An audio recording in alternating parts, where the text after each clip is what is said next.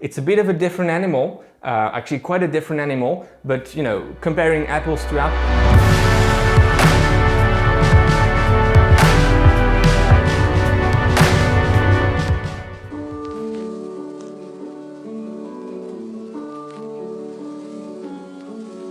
So hard to see from the moment we arrive.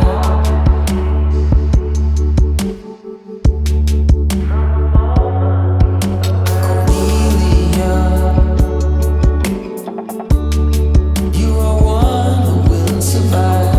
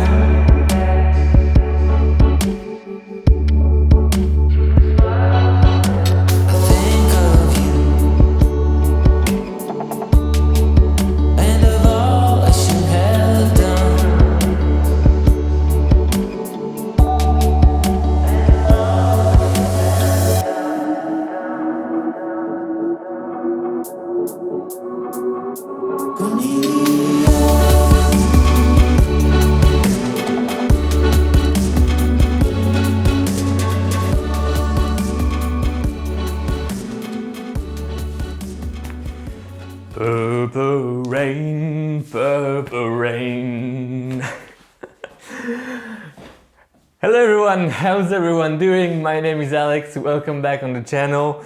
Not sure the singing is my thing, but that's what I can think of when I see the purple of the New Balance RC Elite V2. Purple Rain, yeah, that's a good song. Let me know in the comments, do you like this song? Do you like Prince? What's your favorite band or artist of all times? I can share mine in the next video if you're interested in that. But that's not the topic for today. Today we are looking at the New Balance RC Elite V2. And it wasn't raining. You saw the footage outside, the drone footage. That's a new thing here on the channel. I'm really happy to have this for all of you, and hopefully you enjoyed it. Same here, let me know in the comments, do you like seeing a bit of, you know, extra footage outside, that type of thing, or do you prefer just the talking head type of format? But without no further ado, let's dive into the topic for today, the New Balance RC Elite V2. This is a shoe that's you know, super hyped all over on social media, on the internet. Everyone's talking about it because certainly of the great design and colorways that are about to be released, but also because of, or thanks to, the success of the Rebel V2. And indeed, the two shoes share you know, some similarities, but there are many differences that we'll try to cover. This is not a comparison video by any means. This is the first impression review of this shoe, and let's begin with the fit. Very important, I went half a size down, so this is something that you want to keep in mind during the whole review, especially when I will be talking about the fit. Why did I make this choice? Two reasons. First of all, because of the fit that I experienced on the Rebel V2, which was good, but I think that it could have been better had it been, you know, with a better lockdown. So I decided to go half a size down for this reason, and the second reason was that I heard that this shoe was wide. Now, I was a bit skeptical on the length. In fact, it works fine. I need to wear, you know, thinner socks with this shoe, but the good thing is that we're headed towards summer. at least hopefully. The rain started pouring a couple days ago here in Brussels, so maybe summer can begin, and thinner socks will work. So this is for the fit. The fit is good for me, half a size down. For anyone willing to have a bit more room or something more, you know, a training type of fit, not necessarily race day type of snug fit, go true to size and don't take any chances here. The weight of the shoe, 240 grams. So in this size, US 10.5, EU 44.5. I need to, you know, do the math for the half size down. 240, which is good. I mean, nothing outstanding for a race day shoe, but definitely in that decent range for the weight. Now, in terms of upper, we're looking at this purple, fantastically colored upper. I mean, the colorway isn't something that I would have necessarily purchased, you know, on any other shoe brand's model. But it works really well. They nailed it. I mean, the purple thing with the pink details, orange details, the mix between the two shoes, I like it. I mean, it grew on me. I maybe, you know, at first sight it wasn't like full crush, full love, but it grew on me.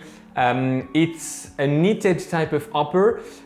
Different though than those, for instance, Flyknit from Nike, or the 4% Flyknit, which was really that stretchy type of knit. Here you have something a bit more plasticky, and I mean, I prefer it compared to the 4%, the original, not the original, but the V2, so 4% Flyknit, which was, I mean, not necessarily of my liking. I prefer this. Yeah, you can see here all the holes in it. It's definitely on the breathable side of things, especially if, like me today, you are wearing thinner socks. You will be breathing like crazy in this shoe. And again, this is half a size down, but the wrapping of the foot was pretty much excellent.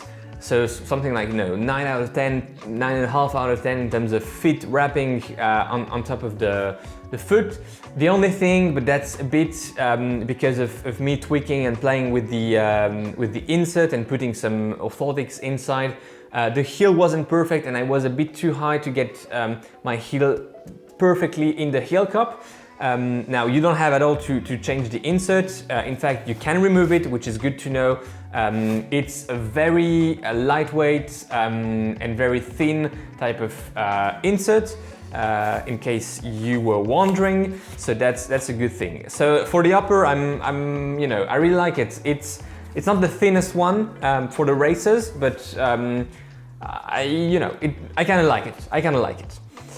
Now, looking at the midsole, we're looking at that Fuelcell, autoclaved, low density midsole, the same supposedly compound. So the compound is the same, but is it, you know, is it used the same way as on the Rebel V2?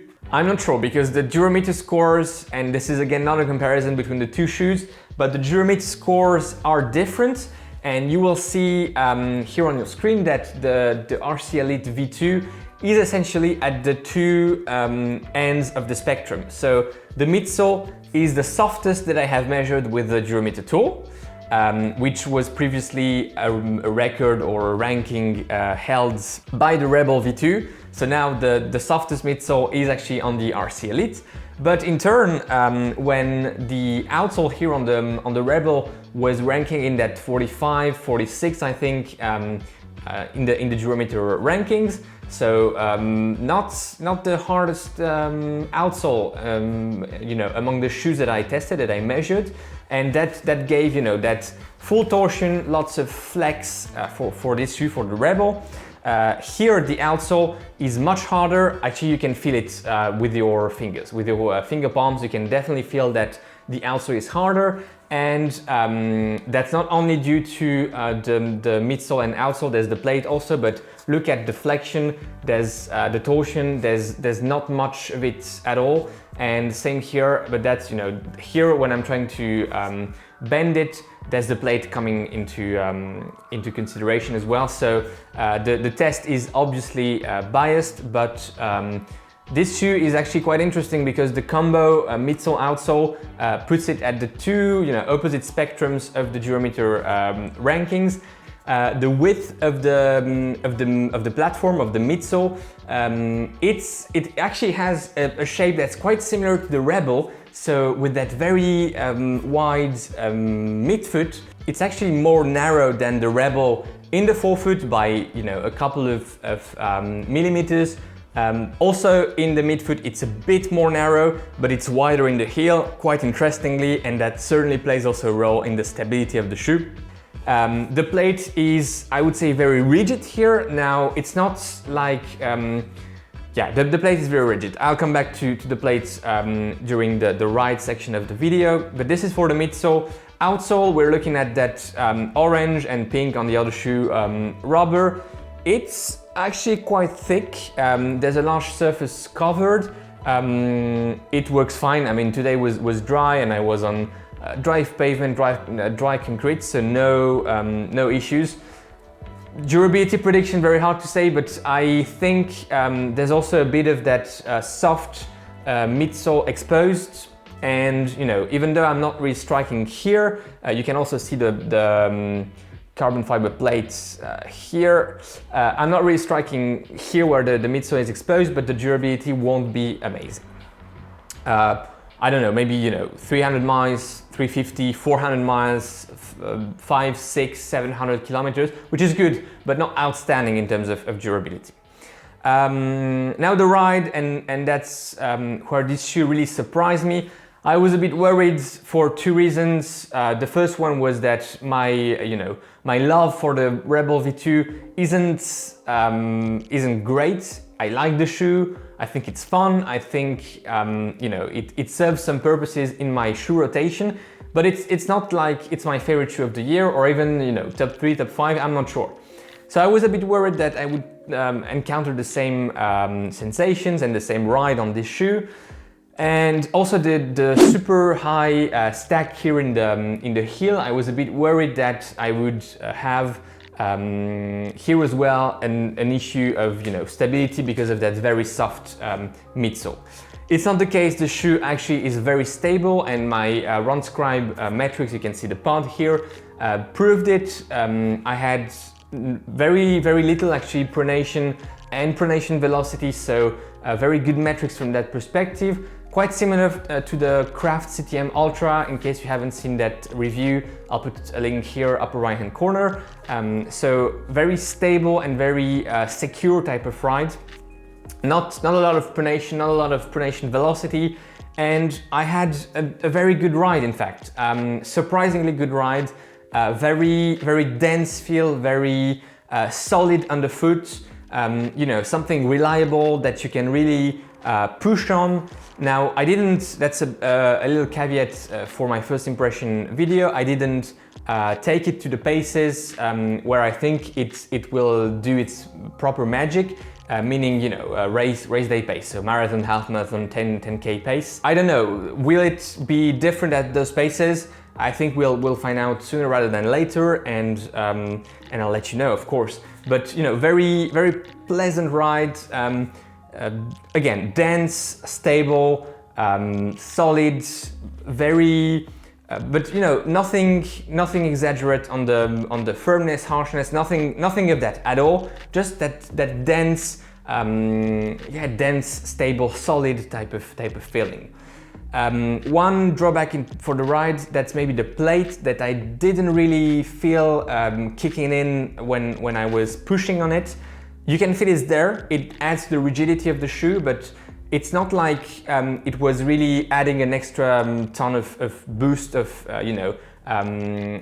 explosion to the ride. That's however a good thing, and I mentioned it this morning when discussing the shoe. It's a shoe that could work very well for someone who is entering the realm of carbon plated shoes. I think this could be a very good first carbon plated shoes.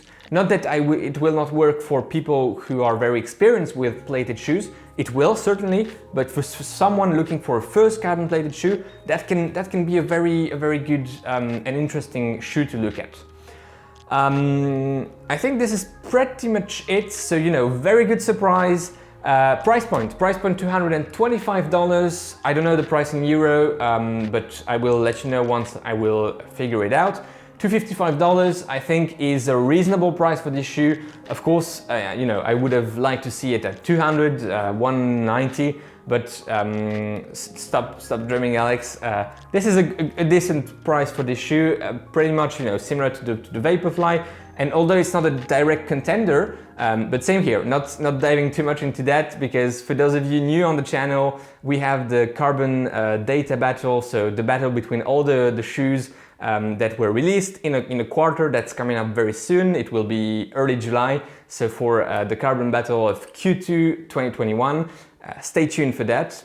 You know, not going too much into the comparison with other plated shoes, race day shoes, but it's not a direct contender against the Vaporfly. It's a bit of a different animal, actually quite a different animal, but you know, comparing apples to apples, $225 is a decent price for this shoe. There you have it. I think that's pretty much it for today. Let me know, are you gonna purchase this shoe? I know it was also mentioned by someone when I asked you to pick shoes that I will review. So here it is. Will you buy this shoe? Did you enjoy the video? Did you enjoy the drone footage? Let me know. And in any event, you know, if you like the content of the channel, this video in particular, but all the others, do not hesitate, subscribe, join the little community, little family growing here on the channel, and I'll see you in the next one. In the meantime, of course, you enjoy your ride today, your run, and go beyond your limits. Take care, guys. Bye-bye.